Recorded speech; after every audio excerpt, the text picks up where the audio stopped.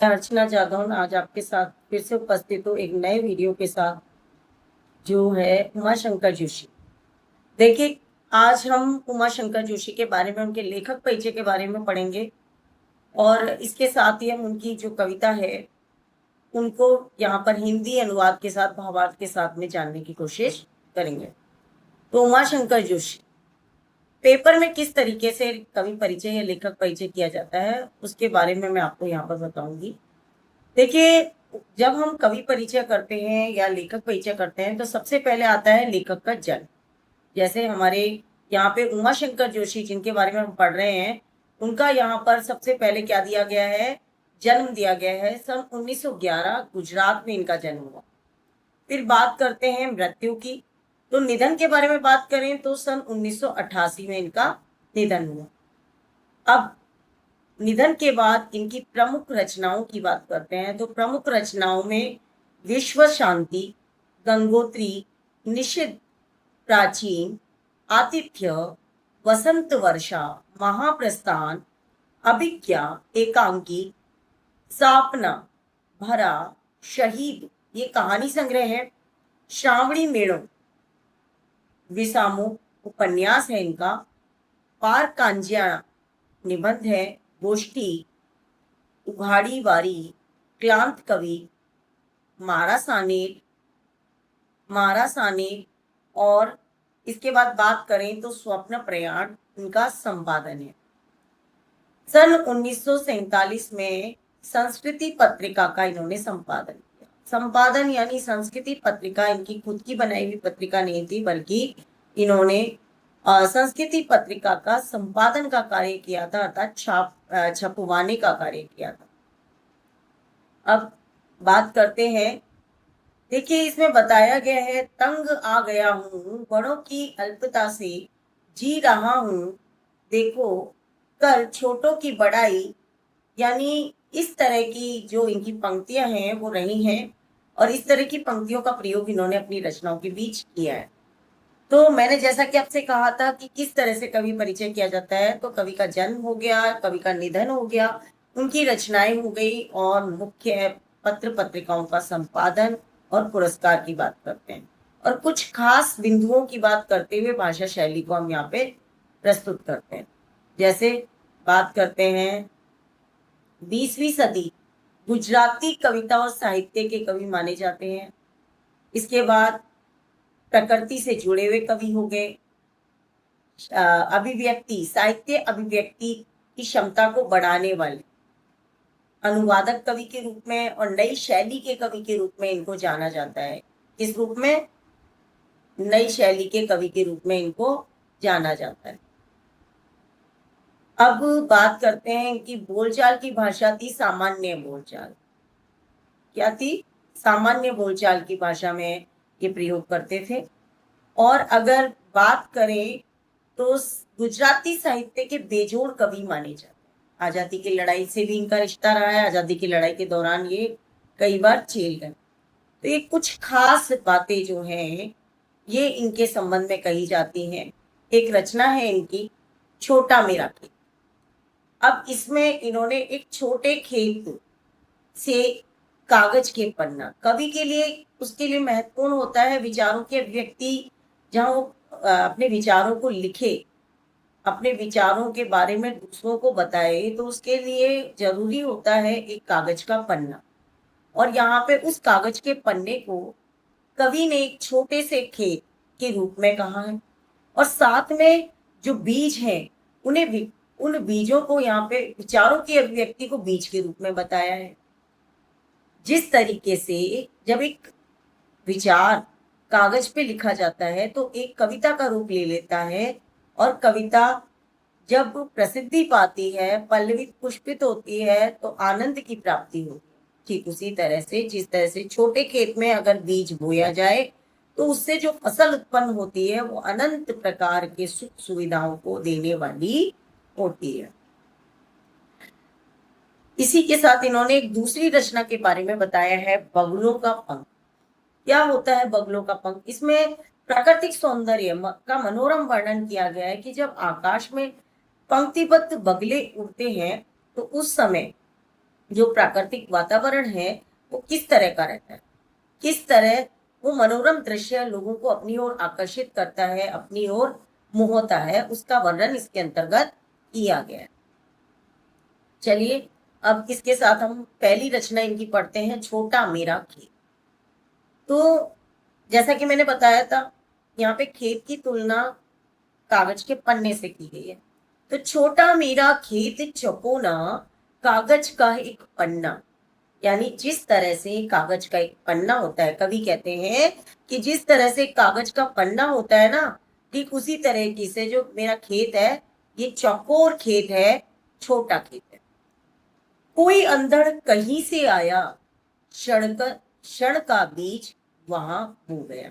जैसे खेत के अंदर जब खेत होता है छोटा, अभी कहीं कोई अंधड़ चलता है, आंधी तूफान चलता है, तो उसके साथ कोई कहीं से बीज उड़ के आ जाता है और उस खेत में बुब जाता है। तो उसी तरीके से हमारे मन मस्तिष्क में, एक कवि के मन मस्तिष्क की बात की गई है कि कवि के मन मस्तिष्क में कोई विचार अगर आ जाता है तो उस कागज के पन्ने पर उकेरा जाता है, अर्थात लिखा जाता है। तब आगे बात करते हैं, कल्पना के रसायनों को पी, बीज गल गया निशेष। निशेष, निशेष की बात कर रहे हैं। निशेष का मतलब है जो बचा नहीं है, यानी संपूर्ण। ठीक है, निशेष यानी संपूर्ण। तो यानी जब जिस तरह से उस पर रसायन छिड़के जाते हैं खेत में, तो बीज गल जाता है, सारा बीज गल जाता है। उसी तरीके से जब कल्पना, तरह तरह की कल्पनाएं आती हैं, तो वो विचार जो है परिवर्तित होकर एक रचना का रूप ले लेता है। शब्द के अंकुर फूटे, पल्लव पुष्पों से नमित हुआ विशेष। जिस तरह से धीरे धीरे जब बीज गलने लगता है तो उसमें अंकुर फूटने लगते हैं, पल्लव यानी पत्ते और पुष्प यानी फूल लगने लगते हैं। ठीक उसी प्रकार जब विचार जब कल्पना का रूप ले लेता है तो वो शब्दों में परिवर्तित हो जाता है, और शब्द जब कागज पे लिखे जाते हैं तो वो एक रचना का रूप ले लेते हैं। झूमे लगे फल रस आलोकिक, अमृत धारा फूटती, रुपाई क्षण की कटाई अनंत की, लुटते रहने से जरा भी नहीं कम होती। देखिए अब जब वृक्ष बन जाता है पूरा, उसपे फूल लगने लगते हैं, पत्ते लगने लगते हैं, फिर उसमें फल भी लगने लगता है, और फलों से जो फलों का जो रस है वो मन को अच्छा लगता है, स्वाद, उसका स्वाद अलौकिक होता है, यानी उसके समान कोई दूसरा नहीं होता। ठीक उसी प्रकार से जब कविता बन जाती है और जब लोग उसे पसंद करते हैं तो उससे आनंद की प्राप्ति होती है। रुपाई क्षण भर की कटाई अनंत, यानी क्षण भर में वो बीज बोया गया खेत के अंदर, क्षण भर में कोई विचार दिमाग में आया, लेकिन उससे जो फसल बनी, वो खेत में फसल बनी वो अनंत क्षण की थी, और अगर विचार से कविता बनी तो अनंत समय तक सुख प्रदान करने वाली थी।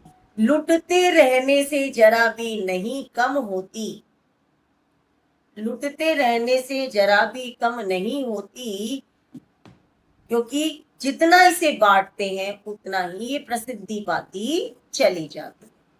रस का अक्षय पात्र सदा का, छोटा मेरा खेत चकोरा, यानी रस यानी जिस तरह से सुख प्रदान करने वाला जो खेत है, ठीक उसी प्रकार से कविता भी आनंद देने वाली अक्षय पात्र के समान। बताइए क्या होता है अक्षय पात्र? देखिए अक्षय पात्र का मतलब है एक ऐसा बर्तन जिसमें कभी कुछ डालो तो कभी समाप्त नहीं होता, वो हमेशा बना रहता। तो ऐसा ही कविता है कि एक बार रचित हो जाए, एक बार निर्मित हो जाए, तो उसके बाद अनंत काल तक वो आनंद की प्राप्ति कराती है। तो इसी तरह से छोटे खेत चौकोर खेत के समान ही मेरा कविता का पन्ना है। इस तरह हमने आज ये कविता पढ़ी जो थी छोटा मेरा खेत, और उमाशंकर जोशी की ये कविता थी। एक दूसरी कविता जिसको भी मैं यही पढ़ाना चाहूंगी, ध्यान से सुनिएगा। छोटी सी कविता है, बगुलों के पंख। यहाँ पे प्रकृति का सौंदर्य बताया गया है कि जब बगुले पंक्तिबद्ध रूप से आकाश में उड़ते हैं तो किस तरह से मनोरम सौंदर्य जो है उनका वो यहाँ पर दिखाई देता है। नभ में पाती बंधे बगुलों के पंख, चुराए लिए जाती हैं वे मेरी आंखें। कवि कहते हैं कि जब आकाश में पंक्ति बन यानी पंक्ति बनाकर जब बगुले उड़ते हैं तो उनके जो फैले हुए पंख होते हैं वो अपनी ओर, अपने सौंदर्य की ओर मेरी आंखों को चुरा लेते हैं, अर्थात मेरी दृष्टि उन पर से नहीं हटती है। कजरारे बादलों की छाई नभ छाया, ऐसा लगता है मानो काले काले घुंघराले बादल आकाश में छा गए। पंक्ति के बद्ध बगलों को देखकर क्या लगता है कि काले काले बादल आकाश में छा गए। तैरती सांझ की सतेज श्वेत काया, और बगुलों के का सफेद रंग देखकर ऐसा लगता है कि मानो शाम के समय कहीं कहीं सफेद सफेद जो बादल हैं वो छा रहे। हौले हौले जाती मुझे बांध निज माया से, और धीरे धीरे अपनी सौंदर्य की मोह माया में यह मुझे बांध देती है, यानी मेरी नजर इन पर से नहीं हटती है। उसे कोई तनिक रोक रखो, यानी इस सौंदर्य को, इस दृश्य को थोड़ी देर इसी तरीके से बना के रखो। कौन कहता है? कवि कहते हैं।